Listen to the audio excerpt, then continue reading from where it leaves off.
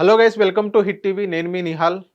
ఏదైతే ఈరోజు జమ్మూ అండ్ కాశ్మీర్లో ఏదైతే ఎలక్షన్ రిజల్ట్ ఉందో, ఇంకోటి ఏంటంటే మన హర్యానాలో చూసుకున్నట్లయితే అక్కడ రిజల్ట్స్ ఏదైతే ఉన్నో అది తారుమారు అయినాయి అని చెప్పుకోవచ్చు. బీజేపీ అనేది లీడింగ్లో ఉంది. ఇటేపు హర్యానా ఇది జమ్మూ అండ్ కాశ్మీర్లో చూసుకున్నట్లయితే కాంగ్రెస్ అనేది లీడింగ్లో ఉంది. సో దీని గురించి మన ముందు చెప్పడానికి వచ్చారు కేఎస్ ప్రసాద్ గారు. సార్ నమస్తే. సార్ నమస్తే అండి.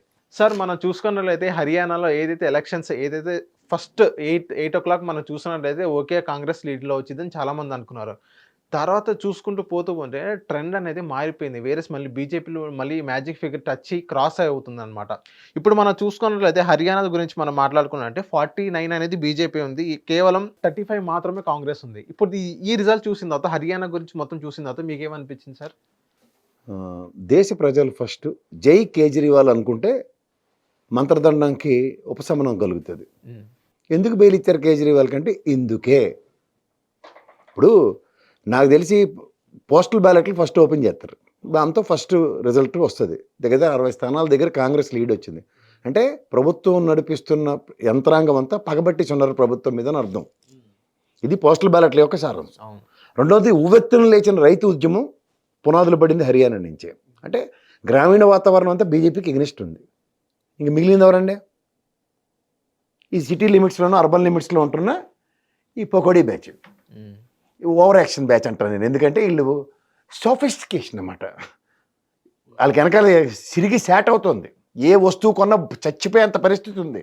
కానీ నటనతో జస్టిఫై చేసుకుంటున్న భారత ప్రజలని చెప్పాలి దీనికి. నేను ఎప్పుడు చెప్తూ ఉంటాను, ఈ కాంగ్రెస్కి పట్టిన దరిద్రానికి కారణం ఏంటంటే అన్నా హజారే లోక్పాల్ బిల్ అప్పుడు మీరు జాగ్రత్తగా గమనించండి. 3 ప్రోడక్ట్స్ బయటకు వచ్చాయి. ఒకటి కేజ్రీవాల్, రెండోది ఆ కిరణ్ బేడి, మూడోది అలా రామ్దేవ్ బాబాగడ్. మూలికలు చెత్త చెదరం ఐలాండ్లే కట్టించాడు ఏకంగా. ప్రపంచంలో తిరగబడిపోయి జీఎస్టీలు అన్నీ మనం చేస్తుంటే మీరు ఎవడైనా రామ్దేవ్ బాబాగడ్ ప్రోడక్ట్ ఏదైనా కొంటే బిల్లు ఎవడైనా ఇస్తే కనుక్కోండి. వీళ్ళ ముగ్గురే అదానీ అంబానీలని ముందెట్టి వెనకాల సేకర దెబ్బలు కొడుతుందంతా ఇల్లు, ఈ బైరేగ బ్యాచ్. మీరు ఇది గమనిస్తే ఈ కేజ్రీవాల్ లోక్పాల్ బిల్ ఏమైందంటే అబ్బదబ్బ చెప్ప. తర్వాత ఆవిడ గవర్నర్ అయిపోయింది.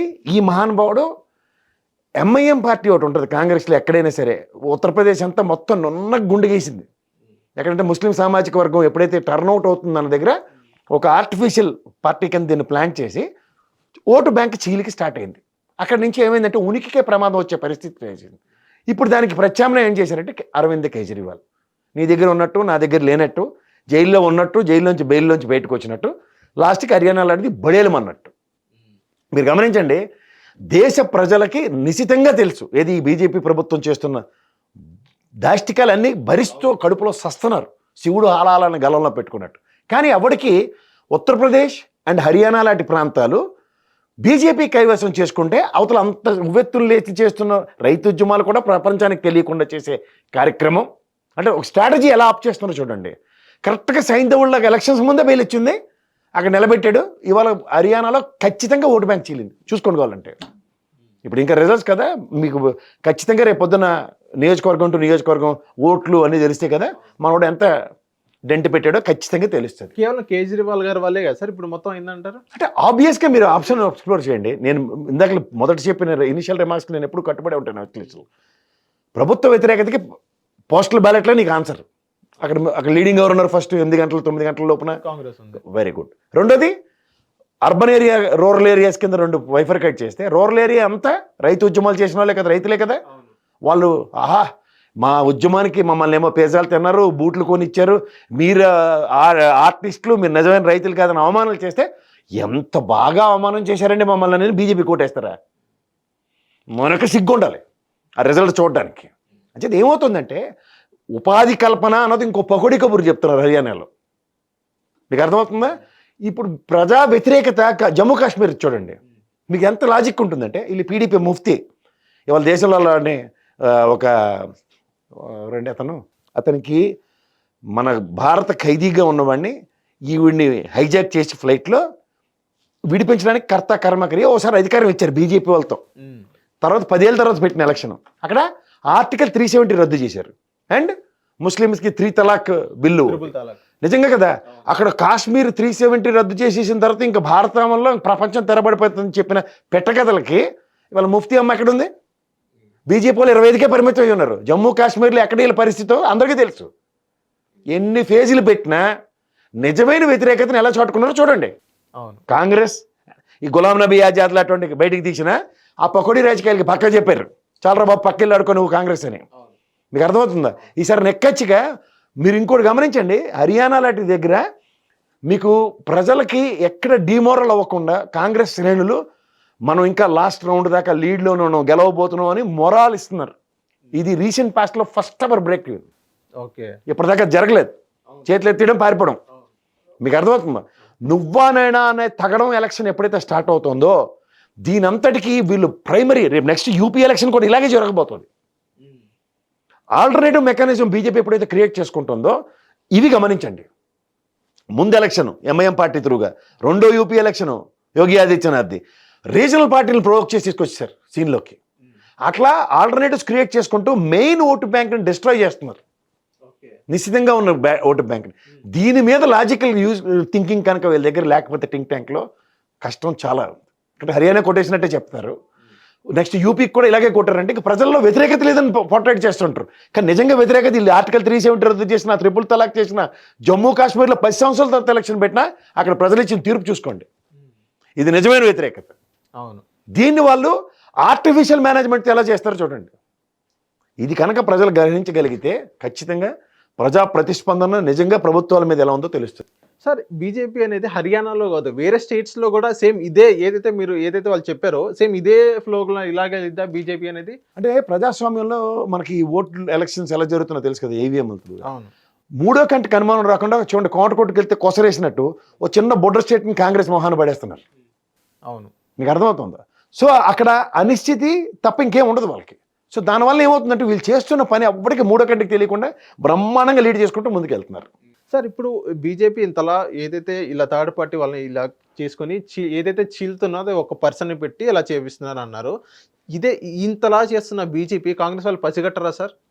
పసిగట్టడానికి ఆప్షన్ ఏముందండి? ఇప్పుడు మీకు ఎప్పుడైనా సరే కింద మీరు మామిడికాయ టెంక నాటారు అనుకోండి, జామ చెట్టు రాదు కదా, మామిడికాయ వచ్చింది, మామిడికాయ వస్తుంది కదా. అలాగే పుట్టుకతో వచ్చిన బుద్ధులు పుడకలతో కానీ పోయి వీళ్ళ ఆవిర్భావాల మీద వర్కౌట్ చేయండి అంటున్నా. మీకు గుజరాత్లో ఇవాళ ఎమర్ చెప్పాడు సెకండ్ ఆల్టర్నేటివ్ కింద, ఏది కేజ్రీవాల్. కానీ పైకి మాత్రం అతివేర భయంకరులాగా అందరినీ ఎదిరిస్తున్నట్టు నటిస్తుంటాడు. సార్, ఇప్పుడు వేరే మనం ఇప్పుడు చూడండి, కేజ్రీవాల్ నితీష్ కుమార్ ఇద్దరు ఇలాంటి వాళ్ళు అంటే ఇక్కడ కేసీఆర్ లాంటి కూడా మడతెట్టగలిగారు. అంటే కుక్కతో కట్టుకుని గోదావరి ఎత్తి వచ్చి కాన్సిక్వెన్సెస్ చూడండి. అవును. సార్, ఇప్పుడు వేరే మనం జమ్మూ కాశ్మీర్లో మనం చూసుకున్నట్లయితే ఓకే, అది ఫ్లో మొత్తం కాంగ్రెస్ వైపు మళ్ళీందని చెప్పేసి ఇప్పుడు అక్కడ మ్యాక్సిమం కాంగ్రెసే వచ్చే అవకాశాలు ఉన్నాయి. సో వేరే మనం జమ్మూ కాశ్మీర్ చూసుకున్నట్లయితే అది ఎలా అనిపించింది? ఇప్పుడు ఓకే బాగానే ఉంది అనిపించిందా? హర్యానాతో కంపేర్ చేసుకుంటే రైతులు ఉద్యమాలు చేసి రైతులు ఏదైతే ఉద్యమాలు చేశారో వాళ్ళు మళ్ళీ ఏదైతే బీజేపీకి ఆపోజిట్గా ఉద్యమాలు చేశారు, మళ్ళీ అక్కడ బీజేపీ వచ్చే అవకాశాలు ఉన్నాయి, అదే తెప్పిస్తున్నారు. వేరే మనం జమ్మూ కాశ్మీర్లో చూసుకున్నట్లయితే మళ్ళీ అక్కడ కాంగ్రెస్ రావడం జరిగింది. సో అక్కడ ఓకే సెటిల్ అయిందని అనుకుంటారా మీరు? సార్, మీకు సెటిల్ అయింది అన్నది కనిపించే ఒక అప్రాయోజిత కార్యక్రమం. ప్రాయోజిత కార్యక్రమం ఏంటంటే వాళ్ళ పని వాళ్ళు హ్యాపీగా చేసుకోవడానికి వెసులుబాట్లు తీసుకుంటున్నారు. ఇప్పుడు జమ్మూ కాశ్మీర్ కాంగ్రెస్ గవర్నమెంట్ ఫామ్ చేసినంత మాత్రాన వచ్చి అవుట్కమ్ చెప్పండి. ఈ టెర్రరిస్టులు వాళ్ళే పుల్వామా దాడులు అవన్నీ మీరు మర్చిపోయారా? ఇల్లు కళ్ళెట్టేసుకుంటారు. అజయ్ దోవల్ అని ఒకడు ఉన్నాడు, విట్లాచారి సినిమాలో పాతాళ భైరవి సినిమా తీసిన, అందులో ఉన్న ఆ ఇల్యూజన్స్ అన్నిటినీ వాస్తవ దృక్పథంలో ఆలోచించుకుంటూ చేసే సినిమాలు. ఓకే. ఇప్పుడు సర్జికల్ స్ట్రైక్స్ అటు ఉన్నాయి, అది కాంగ్రెస్ హయాంలో ఎన్ని చేశారో లెక్క జమ ఉండదు. అది regular part and parcels of the regular respective governance in respective commission Jammu కాశ్మీర్లో. బట్ ఈడు వచ్చాక సినిమా తీసి ప్రజలకి అమ్మ బాబోయ్ చీకట్లో వెళ్ళారట, గన్నెట్టి కొట్టారట, ఈ టాగునితో సినిమాలు పకోడీ కబుర్లతో సర్వైవల్. మీకు అర్థమవుతుందా? అది అక్కడ ఏం జరిగినా సేవ సిటిక్మని ఇమీడియట్గా సినిమాటిక్గా చూపించేస్తున్నారు. వీళ్ళకి తగ్గట్టు నటులు కళాకారులు వీళ్ళందరూ వీళ్ళ పార్టీలోనే జాయిన్ అవుతారు. కంగనా రౌత్ కానీ ఇలాంటి వాళ్ళు అందరూ. వీళ్ళు ఏంటంటే ప్రజల దృష్టిని పక్కదారి పెట్టించారు. ఇప్పుడు మనకి ఐరన్ లేడీ అని చెప్పి ఇందిరాగాంధీ గారి ఆయనలో ఈవెన్ అమెరికా లాంటి రష్యా లాంటి దౌత్యాలు ఎలా ఉండేవో నాకు తెలుసు. వీళ్ళు వచ్చి నక్కపుట్టిన 4 ఆదివారాలు వదలట్టు మేము చూడండి ప్రపంచం అన్నట్టు, వీళ్ళే అది ప్రపంచంలో సెకండ్ ఇచ్చినట్టు, వీళ్ళే అది దండం పెట్టినట్టు, వీళ్ళే అసలు ఆ కాఫీ కప్ ఉంటే పక్కన పెట్టినట్టు, వీళ్ళకే వాళ్ళ భయం ఏదో వేస్తే నేను తాగడానికి పక్కన పెట్టినట్టు, ఇలాంటివన్నీ బిల్డప్లతోనూ ప్రజల్ని పక్కదారి పట్టిస్తూ ప్రాంప్ట్ లేకపోతే మాట్లాడే రావు. అందులో ఒక ఎంపీ కూడా చెప్పినట్టున్నారు పార్లమెంట్లో, మోడీ అనే ప్రాంప్టర్ నన్ను క్వశ్చన్ చేస్తున్నారు, అదే మోడీ అయితే ప్రాంప్టర్ లేకుండా కూడా మాట్లాడ్డా అన్నట్టు క్వశ్చన్ చేశారు. అది యంగ్ బాయ్, అది 25 బిలో 25 ఏజ్ ఉంటుంది అనుకున్నా ఆ బాయ్కి. ఎవరైనా ఒక మాట చెప్తానండి. ఇప్పుడు బాలకృష్ణ గారికి కూడా పదం అందకపోయేసాక నాన్నగారు అని ఆగిపోతారు చూడండి, అలా ఇమ్మీడియట్గా ఒక పదం అందిస్తారు ఎవరో ఒకరు. అలా ఇక్కడ కూడా ప్రాంప్టర్లోంచి దాని కంటిన్యూషన్ అందించకపోతే సబ్జెక్ట్ వేరైపోతుంది. ఓకే. సో అవన్నీ వాస్తవాలు అవన్నీ. సో దీన్ని ఏంటంటే కప్పిపుచ్చాలంటే ఏం చేయాలి? విశ్వగురువులు ఇలాంటివన్నీ జరుగుతూ ఉంటాయి. ఇప్పుడు నిజంగా చెప్పాలంటే ఈ రాష్ట్ర ఎలక్షన్స్ ఏ ప్రాతిపదికన జమిలీ ఎలక్షన్ ఇన్ని గావరా పెడతారు కదా మనని, ఇవే టెస్టింగ్ మాడ్యూల్స్ ఎందుకు జరుగుతున్నాయి? ఒక పైలట్ ప్రాజెక్ట్ అన్నమాట. హర్యానా అన్నది ఉత్తరప్రదేశ్కి, ఓకే. ఉత్తరప్రదేశ్కి largest scale deciding factor for entire nation. Uttar Pradesh ఏ ప్రభుత్వం వస్తే సభకు నమస్కారం మిగిలిందని. ఇప్పుడు ఈ పైలట్ ప్రాజెక్ట్ చూడండి, వ్యతిరేకత లేదు. ఎక్కడుంది? 10 మంది కలిపి గుంపు మేస్త్రిలో పడిపోయారు అనుకోండి, ఏమవుతుంది? అదే జరగబోతుంది. హిట్ టీవీ యాప్ ని డౌన్లోడ్ చేసుకోండి. ఇందులో short news, live news, entertainment movies అన్ని అవైలబుల్ గా ఉన్నాయి. Please download hit TV app. Hit TV యాప్ని ఫ్రీగా డౌన్లోడ్ చేసుకోండి.